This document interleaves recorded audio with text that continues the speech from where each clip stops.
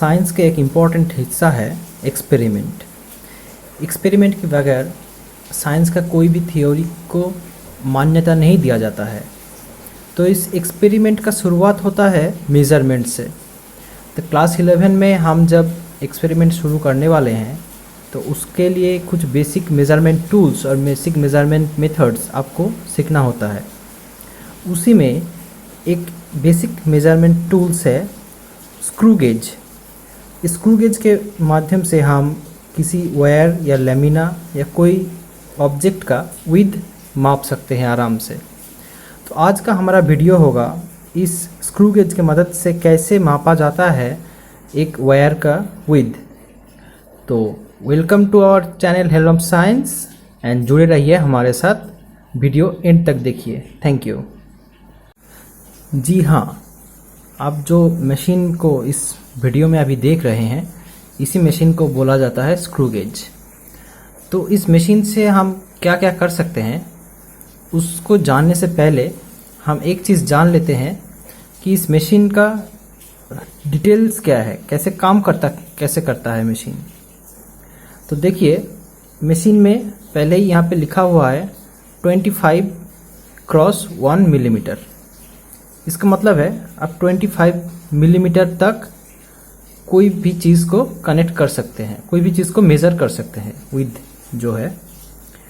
तो screw gauge नाम क्यों हुआ? क्योंकि यहाँ पे एक स्क्रू अटैच्ड है। ये जो पोर्शन है ये है स्क्रू। इसको आप ऐसे घुमाएंगे तो ये खुलता जाएगा। तो आप देख सकते हैं कि स्क्रू में एक थ्रेड बना हुआ है। ये सर्कुलर स्केल के नाम से जाना जाता है इस पोर्शन। और ये जो अंदर वाला स्केल है मेन स्केल रीडिंग, यहाँ पे भी एक थ्रेड बना हुआ है। तो ये जो बना हुआ है दो, एक सर्कुलर वाला और एक मेन स्केल वाला और लीनियर स्केल वाला, तो इन दोनों में एक रिलेशन जरूर होगा, तभी तो मशीन में दिया गया है ना। तो आज हम पहले हम देखेंगे कि ये दोनों का रिलेशन क्या है, ये दोनों काम कैसे करते हैं। तो चलिए शुरू करते हैं। इस स्क्रू गेज मशीन में दो पैरामीटर है, एक को बोला जाता है स्क्रू पिच और दूसरा है least count of the screw gauge. तो ये दोनों क्या है, पहले देख लेते हैं स्क्रू पिच क्या है। स्क्रू पिच है ये जो सर्कुलर स्केल है, देखिए आप गौर से देखेंगे तो आपको पता चलेगा इस सर्कुलर स्केल में यहाँ पे 0 है और यहाँ पे 10, 20, 30, 40, 50, 60 करते करते अप टू 90 एंड 100 तक मार्क किया हुआ है। और ये जो मेन स्केल का जो लीनियर स्केल का जो लाइन दिख रहा है, ये एक बार 360 डिग्री रोटेशन करने में, मान लीजिए ये 0 वाला जो घर है वो इस जगह पे है, तो एक बार फुल रोटेशन करने में ये जो लीनियर स्केल है उसका कितना डिस्प्लेसमेंट हुआ, उसका डिस्प्लेसमेंट हुआ 1 मिलीमीटर। तो यही है स्क्रू पिच, यानी कि एक बार 360 डिग्री रोटेशन करने में लीनियर स्केल का कितना डिस्प्लेसमेंट हो रहा है, यही है हमारा स्क्रू पिच। और इसका रीडिंग कैसे लिया जाता है वो मैं आपको बाद में बता रहा हूँ। तो ये है स्क्रू पिच। इसके साथ एक और है हमारा पैरामीटर जिसको हम लिस्ट काउंट नाम से जानेंगे। तो लिस्ट काउंट एक एक स्क्रू गेज मशीन का एक एक होता है, तो वो भी आपको सिखाएंगे कैसे कैलकुलेट करते हैं। तो screw pitch is the displacement of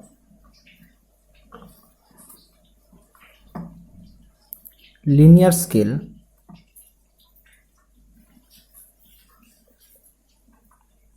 for 360 degree rotation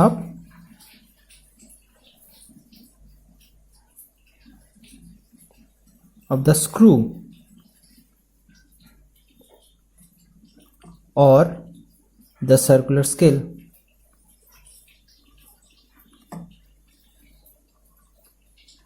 तो ये है हमारा स्क्रू पिच। तो हमको पता चल गया है ऑलरेडी कि हमारा स्क्रू पिच 1 मिलीमीटर का है। 1 मिलीमीटर कितना होता है? 0.1 सेंटीमीटर है। अब least count,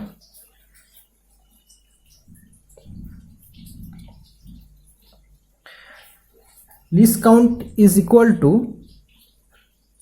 screw pitch divided by number of threads in circular scale। उसको हम n नाम से जानेंगे। तो हमारा स्क्रू पिच है 0.1 centimetre and number of thread हमने बताया कि यहाँ पे 0 से लेके 90 और 100 तक टोटल 100 थ्रेड्स हैं। तो हमारा स्क्रू पिच हो लिस्ट काउंट हो गया 0.001 सेंटीमीटर। तो कोई कोई मशीन में आप देखेंगे कि 0 से 100 तक नहीं है बल्कि 0 से 50 तक है। तो अगर 0 से 50 तक होगा तो तब देखेंगे ये 0.1 सेंटीमीटर का डिफरेंस नहीं होगा, 0.05 सेंटीमीटर का डिफरेंस होता है तब। तो 0.05 divided by 50 is equal to same 0.001 centimetre ही आएगा। तो ये मशीन पे डिपेंड करता है। तो इधर एक चीज मैं आपको और बता देता हूं कि ये जीरो जो हम दे सकते हैं अभी, ये जो सर्कुलर स्केल का जीरो है, ये सर्कुलर स्केल का जीरो मेन स्केल के जीरो के साथ कोइंसाइड कर रहा है, कि लीनियरली कोइंसाइड कर रहा है। और लीनियर ये जीरो का जो मार्क है, ये सर्कुलर स्केल का जो जीरो है, ये पहला वाला घर उसके साथ एक ही साथ कोइंसाइड कर रहा है, ये और नहीं घूम रहा। तो ये हमारा मशीन एररलेस है, तब हम समझेंगे। ठीक है, तो ये तो हमारा हो गया screw pitch and the list count. तो इसके साथ रीडिंग लेने का क्या संपर्क है? तो ये लिस्ट काउंट है, ये स्क्रू पिच है। सो टोटल रीडिंग क्या होगा? टोटल रीडिंग होगा linear scale reading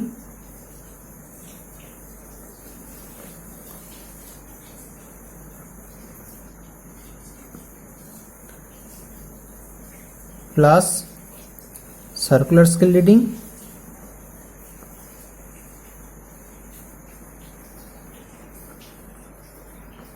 multiplied by list count. तो ये लीनियर स्केल रीडिंग और सर्कुलर स्केल रीडिंग कैसे लेते हैं, हम आपको एक एक्सपेरिमेंट के जरिए बताएंगे। इस एक्सपेरिमेंट में हम ये जो वायर है, स्ट्रेट वायर, इसका हम विड्थ कैलकुलेट करेंगे। तो ये स्लाइड कैलिपर्स के थ्रू भी कर सकते थे, लेकिन इतना छोटा है कि स्लाइड कैलिपर्स में एरर आ सकता है। तो इसलिए प्रिसाइजली डिटरमाइन करने के लिए हम स्क्रू गेज का इस्तेमाल करेंगे। एक दूसरे वीडियो में मैं स्लाइड कैलिपर्स का प्रैक्टिकल भी आपको समझा दूंगा। तो आज हम ये देखते हैं। और अगर हम कोई लैमिना लेते हैं, मान लीजिए ये एक पतला सा लैमिना है, छोटा सा डायरी टाइप का चीज़। तो इसका हम विड्थ और जो हाइट है ये हम कैलकुलेट पहले से कर सकते हैं स्केल के ज़रिए। और ये जो ब्रीथ है इसको हम कैलकुलेट करेंगे और डिटरमाइन करेंगे स्क्रू गेज की मदद से। उसके बाद इसका जो वॉल्यूम होगा वो हम कैलकुलेट कर सकते हैं। तो आज हम इस वायर का विड्थ कैलकुलेट करेंगे। तो इसके लिए मैंने एक टेबल बनाया हुआ है पहले से, प्रैक्टिकल वाला। तो मैं आपको शो करता हूँ। तो ये है हमारा टेबल 1, जिसमें कुछ कलम्स है। नंबर ऑफ ऑब्जर्वेशन है, लीनियर स्केल रीडिंग का कलम है, सर्कुलर स्केल रीडिंग है, टोटल रीडिंग है, एरर है एंड करेक्टेड रीडिंग है। तो चलिए शुरू करते हैं। तो पहले हम स्क्रू को थोड़ा ज़्यादा खोल देंगे।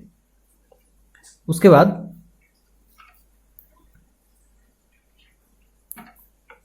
हम इस वायर को लेंगे और ठीक बीचों बीच ऐसे ऐसे प्लेस करेंगे। इसको प्लेस करने के बाद इस स्क्रू को हम घुमाएंगे और इसको बीच में फंसा देंगे ऐसे। अब कितना टाइट करना पड़ता है, तो टाइट करने ज़्यादा टाइट करेंगे तो इस दबाव थोड़ा ज़्यादा हो जाएगा, और लूज़ रहेगा तो फिर दोनों केस में ही, ज़्यादा टाइट और ज़्यादा लूज़ में दोनों केस में ही आपका एरर आ सकता है कैलकुलेशन में। तो एरर लेस करने के लिए हमारा जो पीछे जो स्क्रू है इसको हम थोड़ा घुमाएंगे और इसमें एक साउंड आता है, देखिए। तो वो जो साउंड आता है एक ही बार आपको करना है, तो उतना ही आपको प्रेशर डालना है, ज़्यादा जोर से प्रेशर नहीं डालना है इस पर, ठीक है, ज़्यादा जोर से नहीं प्रेशर डालना। तो देखिए यहाँ पे फिक्स हो गया है। तो हम अब इसका रीडिंग लेंगे, कैसे लेंगे आपको बताते हैं। तो देखिए जो हमारा ये जो सर्कुलर स्केल है, ये इधर एक रीडिंग शो कर रहा है, और ये जो लीनियर स्केल है यहाँ पे एक रीडिंग शो कर रहा है, ठीक है।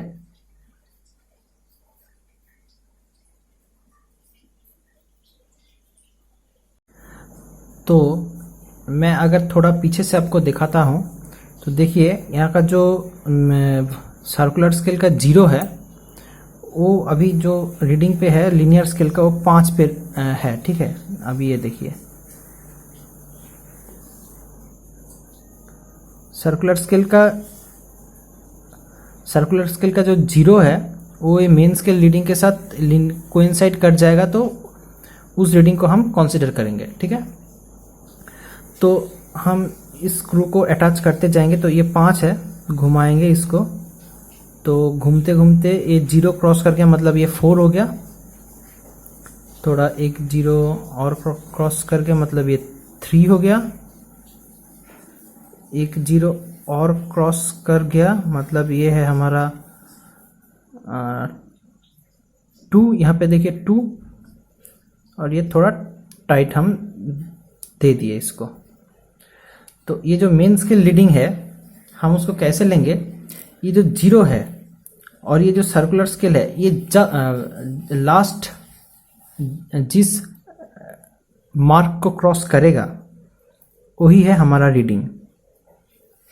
तो देखिए यहाँ पे ये 3 है, तो 3 को क्रॉस करके ये हो गया 2, ये हो गया 2, लेकिन फिर भी ये हमारा टाइट नहीं हुआ, ठीक है। ये हो गया 2। दिखाने का कोशिश करते हैं, ये पकड़ने में थोड़ा मुश्किल होता है तो आप ध्यान से पकड़िएगा इसको। ये हो गया 2, और 2 की थोड़ा कम हो गया, ठीक है, क्योंकि 90 तक पहुंच गया। तो ये जस्ट जो क्रॉस कर रहा है ये 1 को क्रॉस करके गया है, 2 को क्रॉस नहीं किया है। तो हम इधर मेन स्केल रीडिंग में लिखेंगे 1 मिलीमीटर। ऑब्जर्वेशन नंबर 1 है, 1 मिलीमीटर लिखेंगे। और सर्कुलर स्केल का रीडिंग क्या करेंगे, ये जो मेन स्केल का जो लाइन है, इस लाइन के साथ ये सर्कुलर स्केल का जो लाइन कोइंसाइड करता है, तो गौर से हम देखेंगे तो दिखता है कि जो 95 वाला लाइन है, मतलब ये वाला लाइन, ये लाइन इस लाइन के साथ कोइंसाइड कर रहा है। तो इस सर्कुलर स्केल का रीडिंग हो गया हमारा 95। तो हमारा लिस्ट काउंट था कितना, लिस्ट काउंट पहले ही कैलकुलेट करके रखे थे 0.001 सेंटीमीटर, ठीक है। और ये जो मिलीमीटर में अब इसको देख सकते हैं, तो इसको हम लिख सकते हैं 0.1 सेंटीमीटर। और ये सर्कुलर स्केल का कुछ यूनिट होता नहीं है, तो हम टोटल रीडिंग अगर कैलकुलेट करते हैं तो 0.1 प्लस ये मल्टीप्लाइड बाई होगा, हाँ, 0.1 प्लस 95 इंटू 0.001। तो इसको हम कैलकुलेट करेंगे तो कितना आएगा,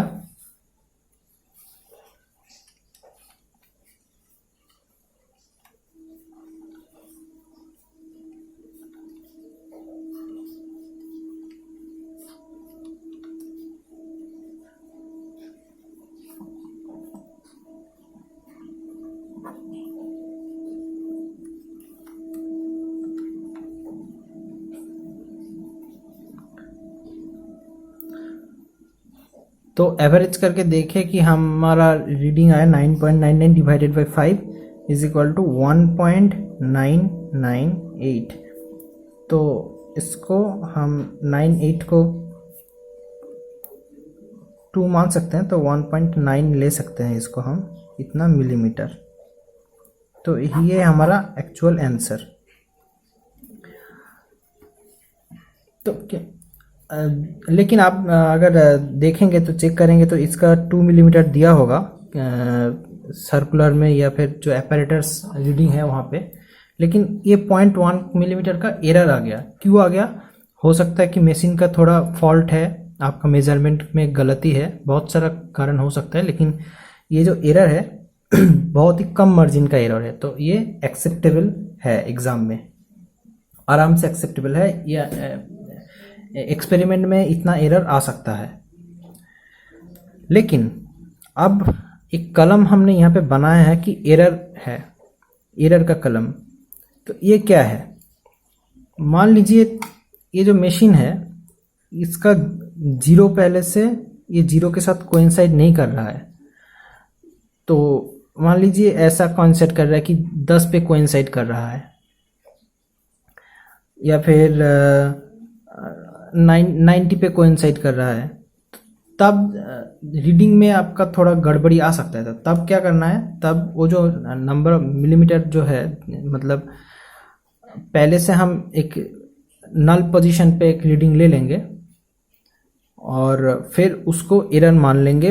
हर बार वही सेम एरर आ जाएगा। मान लीजिए 0.1 का एरर आ रहा है हर बार, तो 0.1 ओरिजिनल रीडिंग से माइनस करके यहाँ पे बैठा देंगे, तो 1.94 आ गया, आई एम सॉरी 1.85 आ गया, तो इसमें आ गया 1.89। तो इतना करके आएगा और जो एवरेज आएगा वही सेम आएगा, डिवाइडेड बाय 5 करेंगे तो थोड़ा ही इस पे 1.8 समथिंग ऐसा कुछ एवरेज आ जाएगा यहाँ पे। तो यही है हमारा स्क्रू गेज वाला एक्सपेरिमेंट। तो मैं आपको अब दिखाता हूँ कि एरर अगर बोलते हैं तो एरर कैसे आता है और इसको रिमूव कैसे करना है। देखिए स्क्रू गेज में इधर एक स्क्रू है और ये स्क्रू अगर आप टाइट करेंगे तो जाके यहाँ पे फिक्स होता है। देखिए तो यहाँ पे देखेंगे तो इधर एक स्क्रू लगा हुआ होता है, तो इसको हम अगर थोड़ा छेड़खानी करते हैं तो इसको हम थोड़ा घुमा देते हैं। मैंने पहले से एरर रिमूव करके रखा है मशीन का, थोड़ा घुमा दिया इसको, ठीक है। तो तब क्या हुआ, यहाँ पे थोड़ा गैप बन गया है। अभी अगर इसको हम बंद करेंगे, देखिए पूरा बंद नहीं हो रहा है, फिर तो थोड़ा टाइट कर देते हैं। अब देखिए अब बंद हो गया है पूरा, इधर लग गया है, लेकिन इधर का जो जीरो है, ये जीरो को पार करके ये स्क्रू आगे जा रहा है। यहाँ पे रुक जाना चाहिए था लेकिन रुका नहीं, ये पार करके चला गया। तो ये जो एरर है, ये एरर आपको कैलकुलेट करके रखना है। यहाँ पे क्या है देखिए 33 का 32 का सर्कुलर स्केल रीडिंग है, मतलब 0.3 मिलीमीटर का ये एरर दे रहा है। तो ये एरर नेगेटिव भी हो सकता है और ये एरर पॉजिटिव भी हो सकता है। तो आपको ध्यान में रखते हुए आपको रीडिंग लेना है और रीडिंग कॉपी पे यहाँ पे लिखना है, फिर आपको कैलकुलेट और एक्सपेरिमेंट करना है। तो एरर का अगर आप फिक्स कर सकते हैं, आप लैब में आपको जो लैब अटेंडेंट और टीचर रहेंगे तो उसको कह सकते हैं कि स्क्रू ड्राइवर की मदद से, या आप खुद भी कर सकते हैं, कि इसको थोड़ा देख के आगे पीछे करके इस स्क्रू को आप एरर को रिमूव कर सकते हैं। तो अभी देखिए थोड़ा ज़्यादा घुमा दिया तो इसमें क्या हो गया, जीरो में आया नहीं तो 30 में आ गया।